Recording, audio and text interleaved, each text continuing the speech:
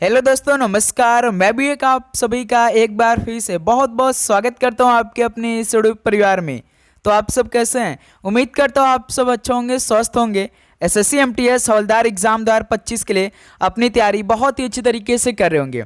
तो साथ ही इस टाइम एसएससी एमटीएस और हवलदार एग्जाम 2025 को टारगेट करते हुए अपनी तैयारी हम लोग साथ में बहुत ही अच्छी तरीके से कर रहे हैं। तो साथ ही आप जानते हैं कि इस टाइम जितने भी आपके 2 से 3 साल में एसएससी एमटीएस और हवलदार के पेपर हुए हैं, तो एक एक शिफ्ट का क्वेश्चन पेपर को हम लोग डिस्कस कर रहे हैं। तो साथ ही आज की इस क्लास में दमदार सवालों को डिस्कस करने जा रहे हैं। वैसे तो साथ ही इस टाइम एसएससी एमटीएस और हवलदार एग्जाम 2025 के लिए फॉर्म फिलअप चल रहे हैं, जो कि साथ ही अभी भी आप सभी के पास एक हफ्ते का टाइम है फॉर्म भरने के लिए। आज 17 जुलाई है और फॉर्म भरा जाएगा लास्ट 24 जुलाई तक। तो ये साथ ही फॉर्म भरने का जो डेट है वो एक्सटेंड नहीं होगा, यानी बढ़ेगा नहीं। अभी तक आप लोगों ने फॉर्म अप्लाई नहीं किया है तो सबसे पहले जाकर साथ ही फॉर्म अप्लाई कर दीजिए, क्योंकि साथ ही एसएससी एमटीएस 2025 में सिलेक्शन लेने के लिए केवल 2 ही सब्जेक्ट आप सभी को पढ़ना है। एक तो देखिए साथ ही जीके जो कि 25 क्वेश्चन आएगा, और एक इंग्लिश जो कि 25 क्वेश्चन आएगा। यही 2 सब्जेक्ट पढ़कर आप 2025 में एक सरकारी नौकरी ले सकते हैं एसएससी एमटीएस में बहुत ही अच्छी तरीके से। जो भी क्वेश्चन साथ ही इस टाइम हम आपको करा रहे वो देखिए सारे ओरिजिनल पेपर के करा रहे हैं। तो आज साथ ही दमदार सवालों को डिस्कस करने वाले हैं, बिल्कुल एग्जाम ओरिएंटेड सारे क्वेश्चन रहने वाले हैं। हूबहू आपको ऐसा ही प्रश्न छपेंगे आपके पेपर में। ओके, तो परीक्षा हाल से पहले भाई सभी प्रश्न को आप जरूर रट्टा लगाइएगा, जो डेली आपको हम क्लास दे रहे हैं। ओके, बिल्कुल वैसा ही प्रश्न आएंगे आपके पेपर में। तो चलिए बिना टाइम वेस्ट करते हुए आज के इस दमदार सवालों को डिस्कस कर लेते हैं। देखते हैं लास्ट में हम लोग कितना स्कोर करेंगे। बस आपको अपनी तैयारी को परखना है, क्या साथी जो हम आपको डेली क्लास दे रहे हैं तो उससे आपको कुछ बेनिफिट हो रहा है कि नहीं। कुछ सवाल हम ऐसे क्या करते हैं कि उसमें साथी जो पिछले क्लास में हमने आपको सवाल कराया ना, उसका सवाल हमने ऐड भी करते साथ आपको तैयारी के साथ चल रहे हैं। इससे आपका रिविजन भी होता रहेगा साथ में। ओके, तो लास्ट में अपना स्कोर ईमानदारी के साथ करेंगे कि आज की इस क्लास से टोटल क्वेश्चन में से आप सभी का कितना स्कोर रहा। ओके, तो पहला प्रश्न देखते हैं। भारत में पंचवर्षीय योजना के दौरान रोलिंग योजना की समयावधि क्या थी? बताइए साथी, भारत में पंचवर्षीय योजना के दौरान रोलिंग योजना की समयावधि क्या थी? तो याद रखिएगा साथी, वर्ष 1978 से लेकर 1980 के बीच था। तो यहाँ से बी ऑप्शन क्या बनेगा? बिल्कुल परफेक्ट आंसर हो जाएंगे। चलिए अगला सवाल कॉल करिए। क्वेश्चन नंबर 2, बीसू उत्सव निम्नलिखित में से किस राज्य में मनाया जाता है? तो साथी बीसू उत्सव किस राज्य में मनाया जाता है? तो याद रखिएगा साथी, केरल में मनाया जाता है। ऑप्शन बी क्या बनेगा? बिल्कुल परफेक्ट आंसर हो जाएंगे। ओके, चलिए अगला सवाल कॉल करिए। क्वेश्चन नंबर 3 को, असद अली खान का संबंध निम्नलिखित में से किस संगीत वाद्य यंत्र से है? बताइए साथी, असद अली खान का संबंध किस संगीत वाद्य यंत्र से है? तो याद रखिएगा साथी, रुद्र बीड़ा से है। ऑप्शन यहाँ से क्या बनेगा? बिल्कुल परफेक्ट आंसर हो जाएंगे। ओके, चलिए अगला सवाल कॉल करिए। क्वेश्चन नंबर 4 को, प्रदर्शन कला उट्टम थुल्लल का संबंध किस राज्य से है? बताइए साथी, प्रदर्शन कला उट्टम थुल्लल का संबंध किस राज्य से है? तो याद रखिएगा साथी, केरल राज्य से है। ऑप्शन यहाँ से क्या बनेगा? बिल्कुल परफेक्ट आंसर हो जाएंगे। चलिए नेक्स्ट अगला सवाल कॉल करिए। क्वेश्चन नंबर 5, 1770 ईस्वी में भारत में स्थापित होने वाला पहला बैंक कौन सा था? बताइए साथी, 1770 ईस्वी में भारत में स्थापित होने वाला पहला बैंक कौन सा था? तो साथी BOH था, यानी बैंक ऑफ हिंदुस्तान हो जाएगा। ऑप्शन यहाँ से क्या बनेगा? बिल्कुल परफेक्ट आंसर हो जाएंगे। ओके, चलिए नेक्स्ट अगला सवाल कॉल करिए। क्वेश्चन नंबर 6, भारत का चुनाव आयोग एक कैसा निकाय है? बताइए साथी, भारत का चुनाव आयोग एक कैसा निकाय है? तो संवैधानिक निकाय है। ऑप्शन बी क्या बनेगा? बिल्कुल परफेक्ट आंसर हो जाएंगे। ओके, चलिए नेक्स्ट अगला सवाल कॉल करिए। क्वेश्चन नंबर 7, डैश साम्राज्य की स्थापना 322-321 ईसा पूर्व में महान सम्राट चंद्रगुप्त मौर्य द्वारा की गई थी। बताइए साथी, किस साम्राज्य की स्थापना 322-21 ईसा पूर्व में महान सम्राट चंद्रगुप्त मौर्य द्वारा की गई थी? बताएंगे आप लोग। तो आप जानते साथी मौर्य साम्राज्य की।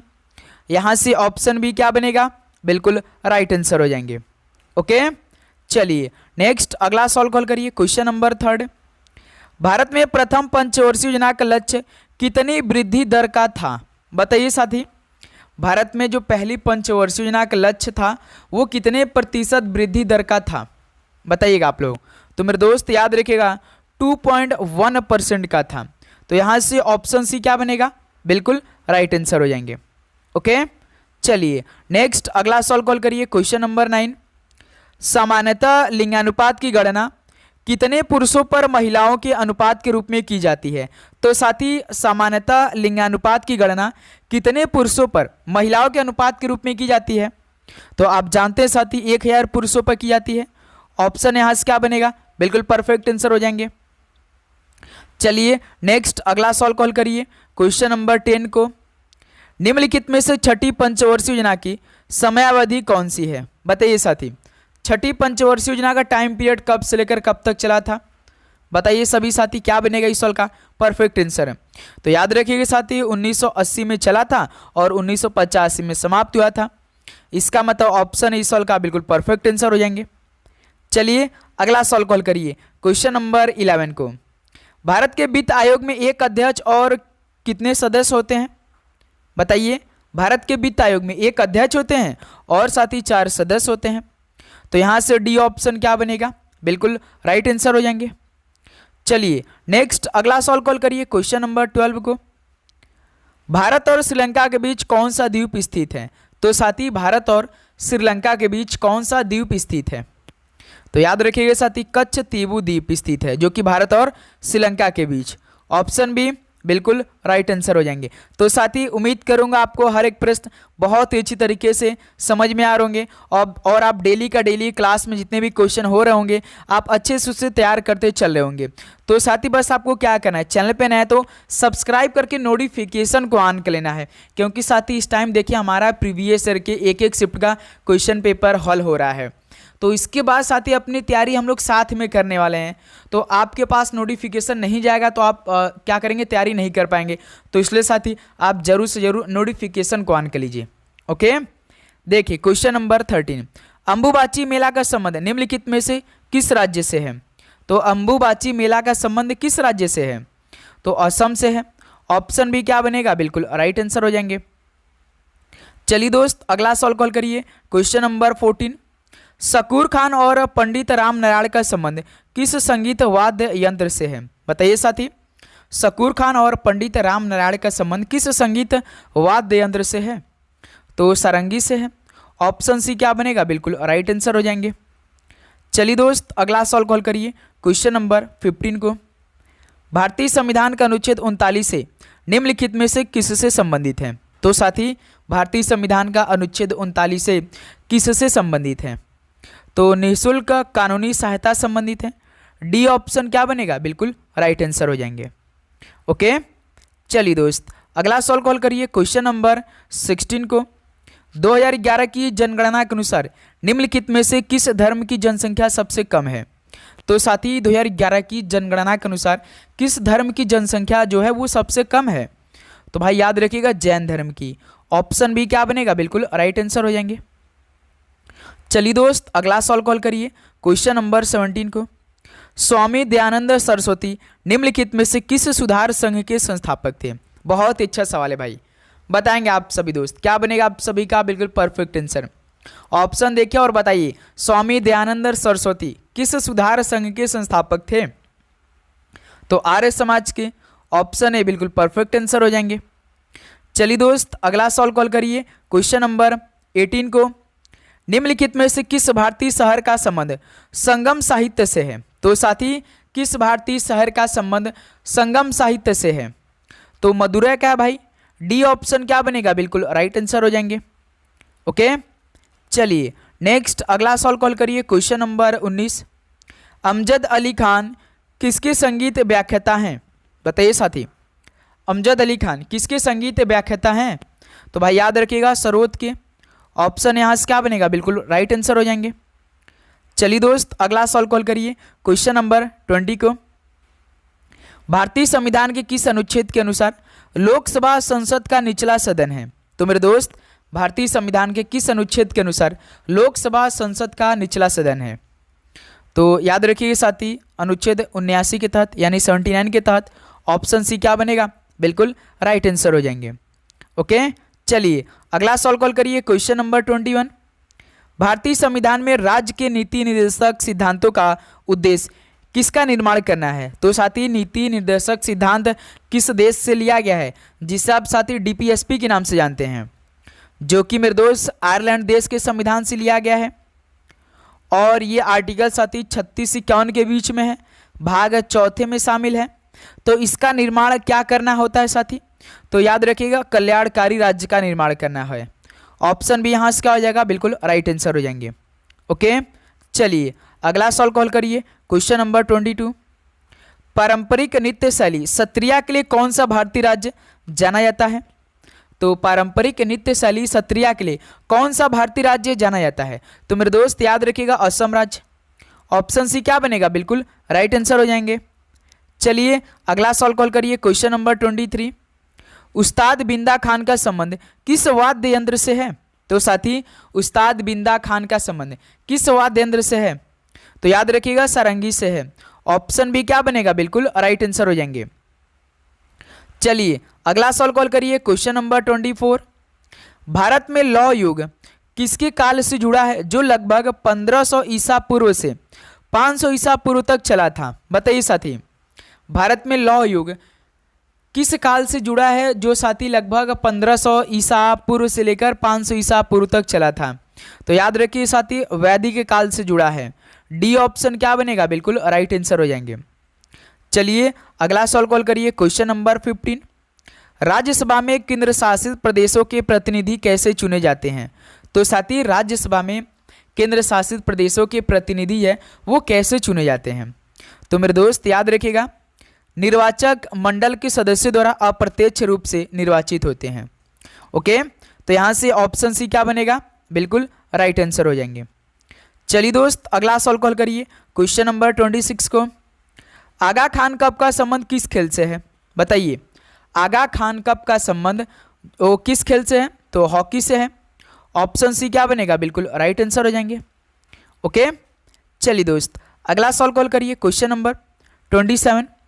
2011 की जनगणना के अनुसार निम्नलिखित में से कौन सा राज्य भारत का सबसे कम जनसंख्या वाला राज्य है? बताइए साथी, 2011 की जनगणना के अनुसार कौन सा राज्य भारत का सबसे कम जनसंख्या वाला स्टेट है? तो दोस्त याद रखिएगा सिक्किम है। ऑप्शन ए बिल्कुल राइट आंसर हो जाएंगे। भाई लास्ट में अपना स्कोर करेंगे और आप लोग ऑल पे नोटिफिकेशन को सेट कर लेंगे। ओके, देखिए क्वेश्चन नंबर 28। विलय नीति यानी डॉक्ट्रिन ऑफ लैप्स किस गवर्नर जनरल द्वारा तैयार की गई थी? बताइए साथी, विलय नीति जो है यानी डॉक्ट्रिन ऑफ लैप्स है, ये किस गवर्नर जनरल द्वारा तैयार की गई थी? तो मेरे दोस्त याद रखिएगा लॉर्ड डलहौजी द्वारा। ऑप्शन सी क्या बनेगा, बिल्कुल राइट आंसर हो जाएंगे। ओके, चलिए नेक्स्ट अगला सवाल कॉल करिए, क्वेश्चन नंबर 29। किस नृत्य शैली में तांडव और लास्य दोनों का समावेश है? तो साथी किस नृत्य शैली में तांडव और लास्य दोनों का समावेश है? तो याद रखिएगा साथी मणिपुरी में है। ऑप्शन यहाँ से क्या बनेगा, बिल्कुल परफेक्ट आंसर हो जाएंगे। चलिए दोस्त अगला सवाल कॉल करिए, क्वेश्चन नंबर 30। ट्यूलिप उत्सव का संबंध निम्नलिखित में से किस राज्य या केंद्र शासित प्रदेश से है? बताइए साथी, ट्यूलिप उत्सव का संबंध जो है यह किस राज्य या केंद्र शासित प्रदेश से है? तो जम्मू कश्मीर से है। डी ऑप्शन क्या बनेगा, बिल्कुल राइट आंसर हो जाएंगे। ओके, चलिए दोस्त अगला सवाल कॉल करिए, क्वेश्चन नंबर 31। निम्नलिखित में से वेग का एसआई मात्रक क्या होता है? बताइए साथी, वेग का एसआई मात्रक क्या होता है? तो मेरे दोस्त याद रखिएगा मीटर प्रति सेकेंड होता है। ऑप्शन यहाँ से बी क्या बनेगा, बिल्कुल परफेक्ट आंसर हो जाएंगे। ओके, चलिए नेक्स्ट अगला सवाल कॉल करिए, क्वेश्चन नंबर 32। वर्ष 1951 में प्रथम एशियाई खेल कहाँ आयोजित किए गए थे? तो साथी वर्ष 1951 में प्रथम एशियाई खेल कहाँ पर आयोजित किए गए थे? तो याद रखिएगा नई दिल्ली भारत में हुआ था भाई। ऑप्शन सी क्या बनेगा, बिल्कुल राइट आंसर हो जाएंगे। चलिए नेक्स्ट अगला सवाल कॉल करिए, क्वेश्चन नंबर 33। खुदाई खिदमतगार के संस्थापक कौन थे? तो साथी खुदाई खिदमतगार के संस्थापक कौन थे? तो खान अब्दुल गफ्फार खान थे भाई। ऑप्शन सी क्या बनेगा, बिल्कुल राइट आंसर हो जाएंगे। चलिए दोस्त अगला सवाल कॉल करिए, क्वेश्चन नंबर 34। भारतीय संविधान के निम्नलिखित में से किस अनुसूची में समवर्ती सूची दी गई है? तो साथी भारतीय संविधान की किस अनुसूची में समवर्ती सूची दी गई है? बताइए, सोच समझ कर राइट आंसर दीजिए। तो याद रखिए साथी 7वीं अनुसूची में दी गई है। ऑप्शन भी यहाँ से क्या बनेगा? बिल्कुल राइट आंसर हो जाएंगे। ओके, चलिए अगला सवाल कॉल करिए क्वेश्चन नंबर 35 को। निम्नलिखित में से कौन सा मौर्य शासक चंद्रगुप्त मौर्य का पोता था? यानी साथी कौन सा मौर्य शासक चंद्रगुप्त मौर्य का पोता था यानी ग्रैंडसन था? बताइए आप लोग। तो याद रखिए साथी अशोक था। ऑप्शन बी क्या बनेगा? बिल्कुल परफेक्ट आंसर हो जाएंगे। चलिए अगला सवाल कॉल करिए क्वेश्चन नंबर 36 को। एक हैंडबॉल टीम में टोटल कितने खिलाड़ी होते हैं? बताइए साथी, एक हैंडबॉल टीम में टोटल कितने प्लेयर होते हैं? तो 7 प्लेयर होते हैं। डी ऑप्शन क्या बनेगा? बिल्कुल राइट आंसर हो जाएंगे। चलिए दोस्त अगला सवाल कॉल करिए क्वेश्चन नंबर 37। इंडिया अर्थात भारत कैसा राज्य है? बताइए साथी। इंडिया अर्थात भारत मतलब कि उसमें कैसा एक राज्य है साथी? भारत तो एक देश है, तो इंडिया अर्थात आप जानते हैं साथी क्या है? राज्यों का क्या है? एक संघ है भाई। ऑप्शन सी क्या बनेगा? बिल्कुल राइट आंसर हो जाएंगे। चलिए नेक्स्ट अगला सवाल कॉल करिएगा क्वेश्चन नंबर 38। 1881 की जनगणना जो 17 फरवरी 1881 को किसके द्वारा की गई थी? बताइए साथी। 1881 की जनगणना जो 17 फरवरी 1881 को किसके द्वारा की गई थी? तो साथी याद रखिएगा WC प्लोडेन के द्वारा की गई थी। तो यहाँ से डी ऑप्शन क्या बनेंगे? बिल्कुल राइट आंसर हो जाएंगे। ओके, चलिए दोस्त नेक्स्ट अगला सवाल कॉल करिए क्वेश्चन नंबर 39। अंतर्राष्ट्रीय लूसोफोन महोत्सव का आयोजन किस भारतीय राज्य में किया जाता है? तो साथी अंतर्राष्ट्रीय लूसोफोन महोत्सव का आयोजन किस भारतीय राज्य में किया जाता है? तो ये साथी गोवा में होता है। ऑप्शन बी क्या बनेगा? बिल्कुल राइट आंसर हो जाएंगे। ओके, चलिए अगला सवाल कॉल करिए क्वेश्चन नंबर 40 को। भारतीय संविधान अपने सभी किसके लिए सार्वभौमिक वयस्क मताधिकार की गारंटी देता है? तो साथी भारतीय संविधान जो है अपने सभी किसके लिए सार्वभौमिक वयस्क मताधिकार की गारंटी देता है? तो साथी याद रखिएगा नागरिकों के लिए। तो यहाँ से डी ऑप्शन क्या हो रहे हैं? बिल्कुल राइट आंसर हो जाएंगे। चलिए अगला सवाल कॉल करिए क्वेश्चन नंबर 41 को। भारत में विधायी शाखा के अंतर्गत संसद के कितने सदन हैं? बताइए साथी। भारत में विधायी शाखा के अंतर्गत संसद के कितने सदन हैं? तो याद रखिएगा साथी 2 सदन हैं। डी ऑप्शन क्या बनेगा? बिल्कुल राइट आंसर हो जाएंगे। चलिए दोस्त अगला सवाल कॉल करिए क्वेश्चन नंबर 42। भारत में हरित क्रांति निम्नलिखित में से किस वर्ष के आसपास शुरू हुई? तो साथी भारत में हरित क्रांति की शुरुआत हुई, लेकिन साथी किस वर्ष के बिल्कुल आसपास स्टार्ट हुई थी? बताइए। तो 1966 के आसपास। ऑप्शन यहाँ से क्या बनेगा? बिल्कुल राइट आंसर हो जाएंगे। ओके, चलिए दोस्त नेक्स्ट अगला सवाल कॉल करिए क्वेश्चन नंबर 43। 2011 की जनगणना के अनुसार भारत में महिलाओं की साक्षरता दर कितनी है? बताइए साथी। 2011 की जनगणना के अनुसार भारत में महिलाओं की साक्षरता दर कितनी है? तो 65.46% है। डी ऑप्शन क्या आ जाएगा मेरे दोस्त? बिल्कुल परफेक्ट आंसर हो जाएंगे। चलिए अगला सवाल कॉल करिएगा क्वेश्चन नंबर 44। एक हैंडबॉल मैच कुल कितने मिनट तक चलता है? तो साथी एक हैंडबॉल मैच कुल कितने मिनट तक चलता है? बताइए। तो याद रखिएगा मेरे दोस्त 60 मिनट तक चलता है। ऑप्शन बी क्या बनेगा? बिल्कुल राइट आंसर हो जाएंगे। चलिए अगला सवाल कॉल करिए क्वेश्चन नंबर 45। आधुनिक आवर्त साड़ी में कितने ऊर्ध्वाधर स्तंभ उपस्थित हैं? तो साथी आधुनिक आवर्त साड़ी में कितने ऊर्ध्वाधर स्तंभ उपस्थित हैं? तो टोटल 18 हैं भाई। ऑप्शन यहाँ से क्या बनेगा? बिल्कुल परफेक्ट आंसर हो जाएंगे। चलिए अगला सवाल कॉल करिए क्वेश्चन नंबर 46 को। भारत में आर्म्स एक्ट किस वर्ष पारित किया गया था? बताइए साथी। भारत में आर्म्स एक्ट किस वर्ष पारित किया गया था? तो 1878 में पारित किया गया था। ऑप्शन सी क्या बनेगा? बिल्कुल राइट आंसर हो जाएंगे। चलिए नेक्स्ट अगला सवाल कॉल करिए क्वेश्चन नंबर 47 को। भारतीय संविधान के निम्नलिखित में से किस अनुच्छेद में राज्यपाल द्वारा राज्य के विधानमंडल को विशेष संबोधन का उल्लेख है? बताइए साथी। भारतीय संविधान के किस अनुच्छेद में राज्यपाल द्वारा राज्य के विधानमंडल को विशेष संबोधन का उल्लेख है? तो ये अनुच्छेद 176 में है। डी ऑप्शन क्या बनेगा? बिल्कुल राइट आंसर हो जाएंगे। चलिए दोस्त अगला सॉल्व कॉल करिए क्वेश्चन नंबर 48 को। यक्षगान का संबंध निम्नलिखित में से किस राज्य से है? बताइए साथी, यक्षगान का संबंध जो है वो किस राज्य से है? तो आप जानते हैं साथी कर्नाटक से है। बी ऑप्शन क्या बन जाएगा? बिल्कुल राइट आंसर हो जाएंगे। चलिए दोस्त अगला सॉल्व कॉल करिए क्वेश्चन नंबर 49। बैसाखी किस राज्य का त्यौहार है? तो साथी बैसाखी जो है वो किस राज्य का त्यौहार है? तो ये भाई देखिए हरियाणा का है। ऑप्शन सी क्या बनेगा? बिल्कुल राइट आंसर हो जाएंगे। चलिए दोस्त क्वेश्चन नंबर 50 को हल करिएगा। क्या बनेगा इस सवाल का राइट आंसर?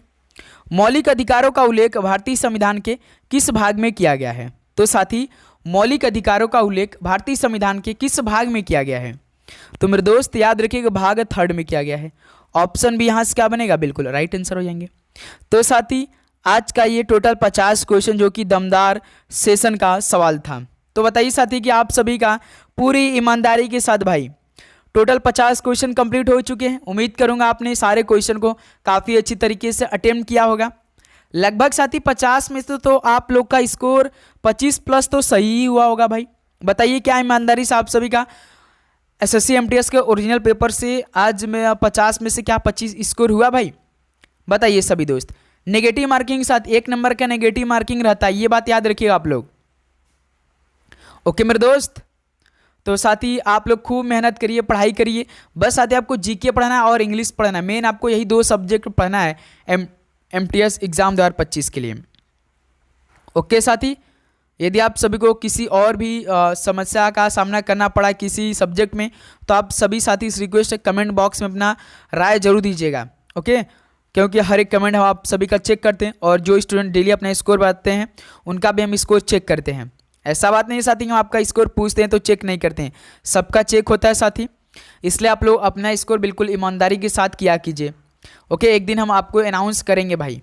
ओके, तो अपनी तैयारी करते रहिए साथी। लास्ट में आपको जानते हैं कि संडे को आपका टेस्ट होता है, जो हम लगभग 6 दिन पढ़े रहेंगे उसी का संडे को टेस्ट होता है। ओके, तो आप जरूर साथी टेस्ट दिया कीजिए संडे को। तो आप चैनल पे नए तो सब्सक्राइब करके नोटिफिकेशन को जरूर ऑन कर लेंगे साथी।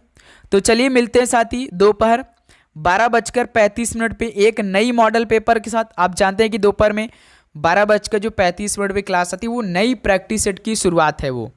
ओके, तो नई प्रैक्टिस सेट को हम लोग हल करें। वैसे तो देखिए साथी सुबह 8 बजे जो क्लास आती है वो प्रीवियस ईयर आती है, और शाम में जो फुल मॉडल पेपर आती है जो साथी शाम को 6:30 बजे आती है, वो साथी पूरा पेपर आता है आपका, और वो भी प्रीवियस ईयर के ही अकॉर्डिंग होती है। ओके, तो डेली क्लास लेने के लिए आप नोटिफिकेशन को ऑन करिए और अपने दोस्तों में सेशन को शेयर भी करेंगे। तो चलिए दोस्त मिलते हैं नेक्स्ट सेशन में। सभी को जय हिंद, जय भारत। पढ़ाई करते रहिए। ऑल द बेस्ट, धन्यवाद, और आप सभी का दिन मंगलमय हो।